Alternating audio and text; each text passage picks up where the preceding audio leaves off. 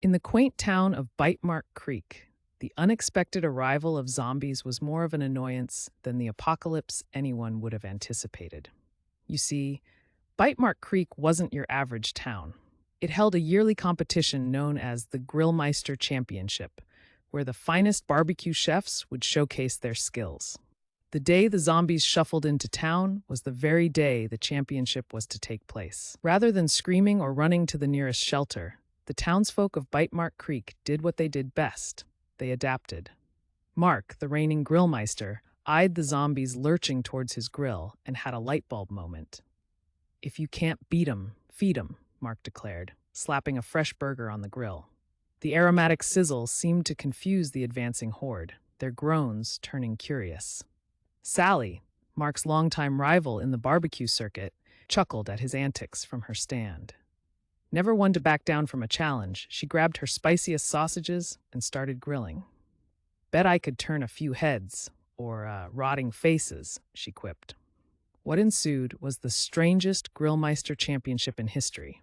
Mark and Sally found themselves in an unexpected duo, cooking up a storm.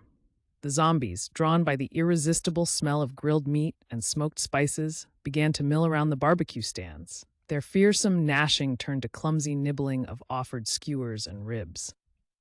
The townspeople watched in awe and amusement as Mark offered a particularly large zombie a taste of his signature spicy ribs.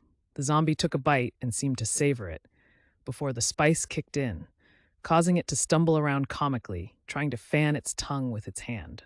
The onlookers burst into laughter. Realizing they were onto something, the rest of Bitemark's residents began setting up their grills. Soon, the entire main street was lined with various foods, from steaks to vegan options. Bitemark Creek was nothing if not inclusive. Zombies shuffled from stand to stand, their initial hunger for brains overtaken by their new craving for barbecued delights.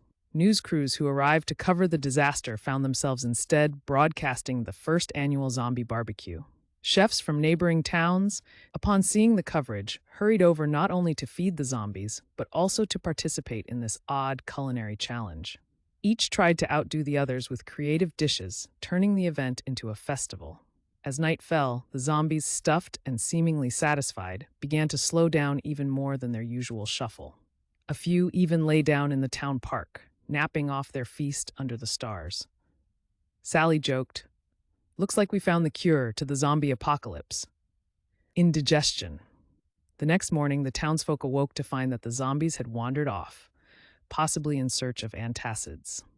Bitemark Creek was left with a mess to clean up, but also with a new claim to fame.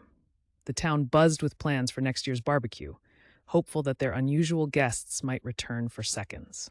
It wasn't long before Bitemark Creek's annual zombie barbecue became a beloved, bizarre tradition, attracting visitors from all over, alive and mildly undead. Mark and Sally became local heroes. Their once fierce rivalry turned into a legendary partnership.